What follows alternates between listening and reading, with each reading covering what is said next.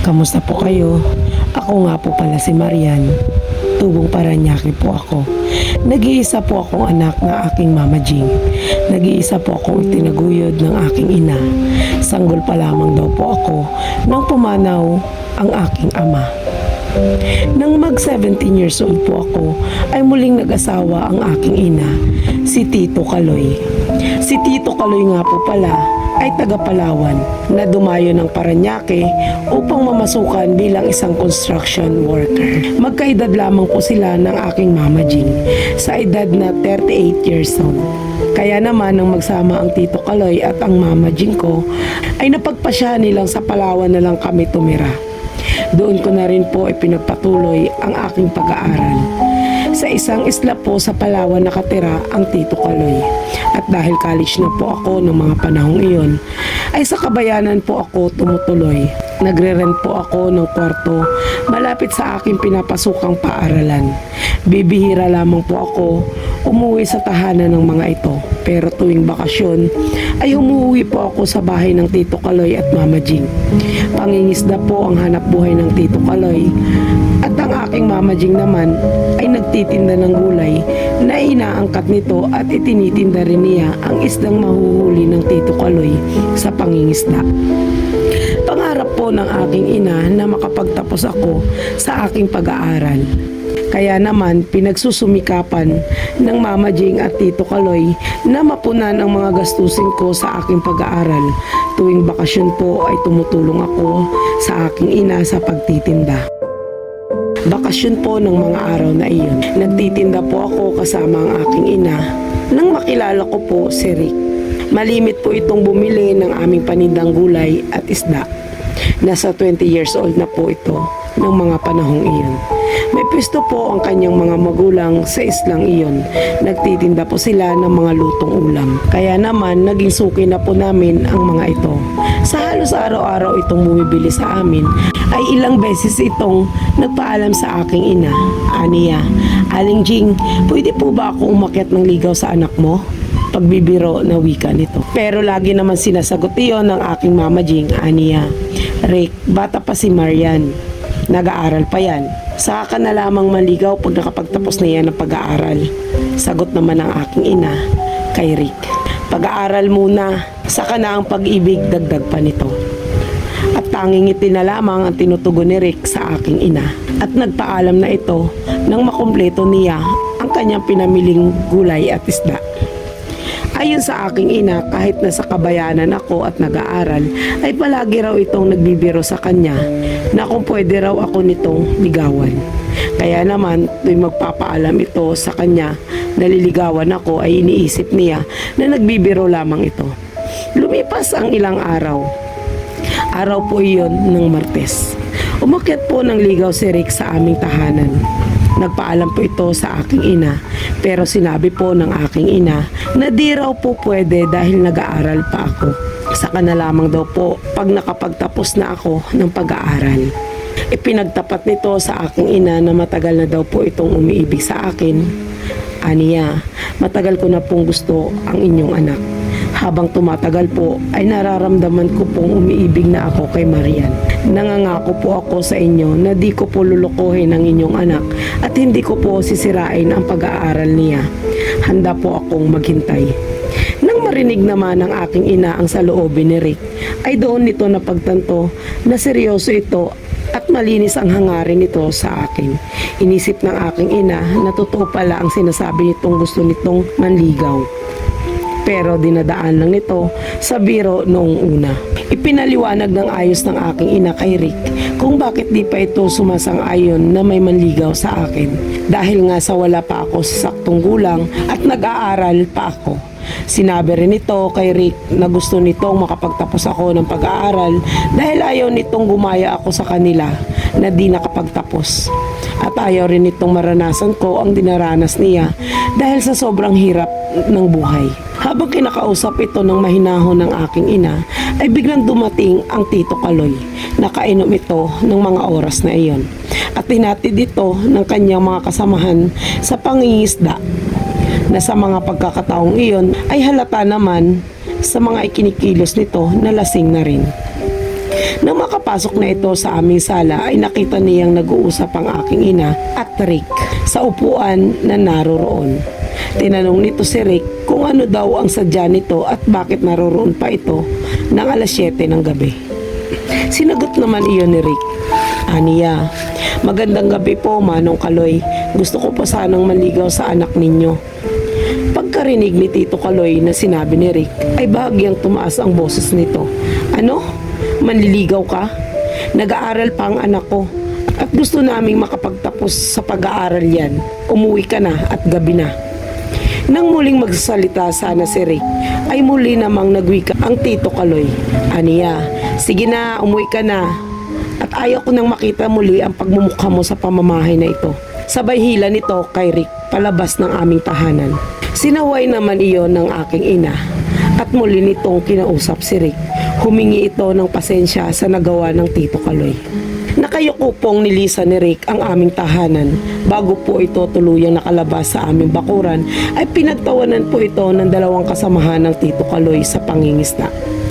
Isa rito ay nagwika, "Saka ka naman ligaw, utoy, pag wala ka ng gata sa labi. Umuwi ka na at siguradong hinahanap ka na sa inyo." Sabay batok kay Rick. Sa pagkakataong iyon, Katalaw Red, sobra pong napahiya si Rick. Dahil sa pangyayari ng mga gabing iyon, ay ilang linggo po itong di bumili ng paninda naming mga gulay at isda. Tanging ang bunso nitong kapatid na lamang ang namimili.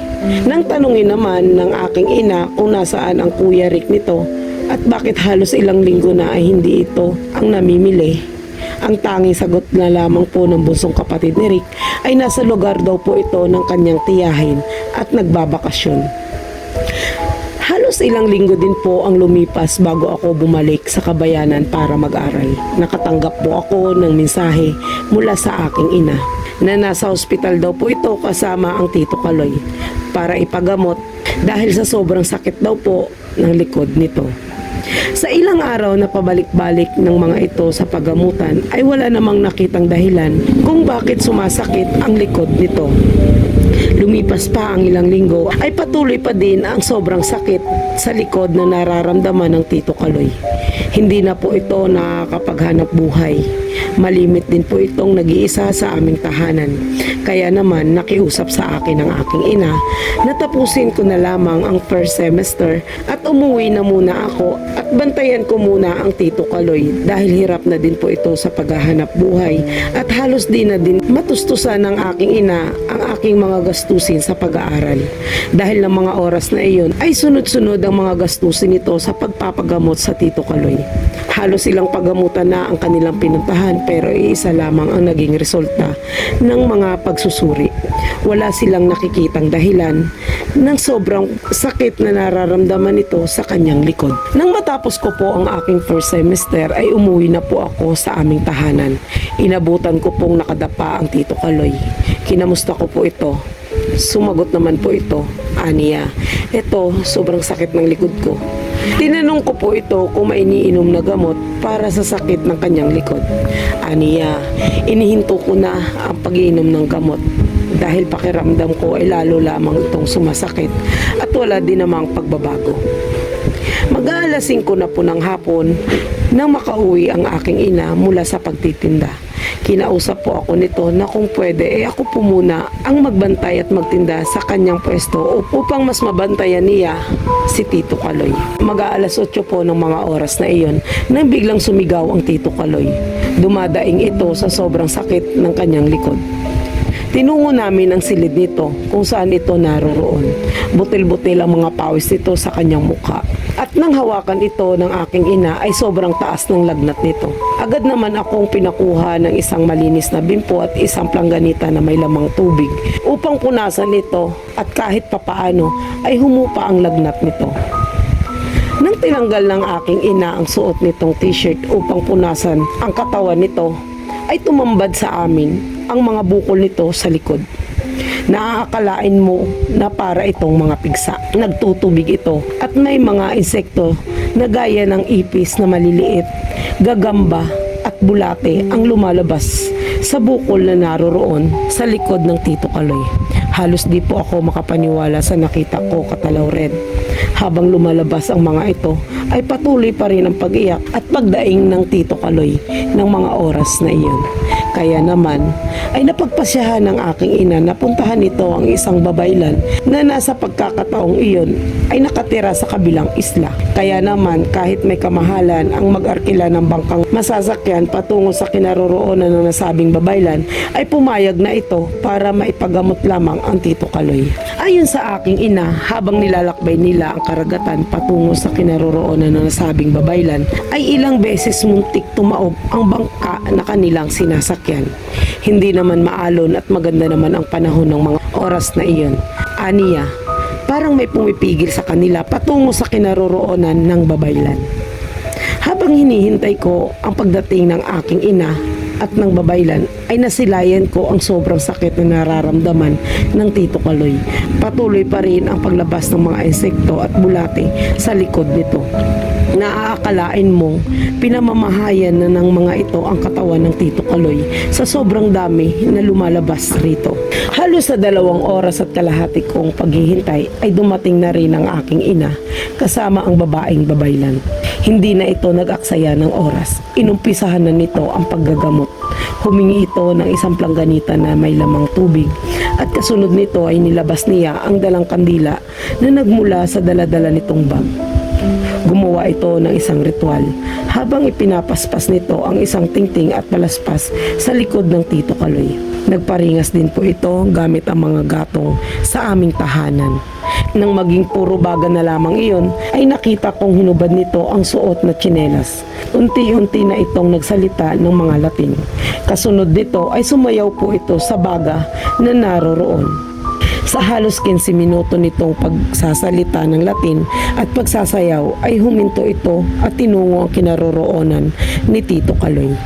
Muli itong nagsalita ng Latin. Nang matapos niya ang kanyang mga ritual ay nagwika ito. Nakulam ang iyong asawa. Isang lalaki ang nagpagawa nito sa kanya. Aniya sa aking ina. Ipinahiya ng asawa mo ang lalaking iyon. Galit at sama ng loob ang nagtulak rito para ipakulam ang iyong asawa. Isang babae ang inutusan nito para kulamin ang asawa mo upang makapaghiganti sa nagawa ng asawa mo sa lalaking iyon. Nang marinig iyon ng aking ina ay tumingin ito sa akin. Alam kong alam ng aking ina at alam ko kung sino ang tinutukoy ng matandang babaylan. Maya-maya pa ay lumabas ang babaylan. Pagbalik nito ay may dala-dala itong mga dahon. Pinahira niya iyon ng langis, dinasalan at inilaob niya iyon sa isang kandila na naroroon at itinapal iyon sa likod ng Tito Kaloy. Kumuha rin ito ng tubig at inirasyonan iyon at ipinainom sa Tito Kaloy. Nang maisagawa niya ang panggagamot ay nagwika ito. Giginhawa na ang pakiramdam na yan. Babalik ako rito sa araw ng Biyernes para muli itong gamutin. Pero sa ngayon, itong tubig na may orasyon ko ang inyong ipapainom upang sa ganon ay lumabas ang mga insektong inilagay sa katawan ng iyong asawa. Di nagtagal ay nagpaalam na ito. Inihatid ito ng aking ina sa sakayan ng bangka. At muli itong nag-arkila ng masasakyang bangka para ihatid ang nasabing babaylan. Habang binabantayan ko ang Tito Kaloy, ay guminhawa na ang pakiramdam nito at nakatulog po ito ng mga oras na iyon. Nang dumating ang araw ng Biyernes ay muli itong ginamot ng babaylan. Napansin po naming unti-unti nang humihilom ang sugat niya sa kanyang likod at binigyan din po ito ng pangontra sa kulam.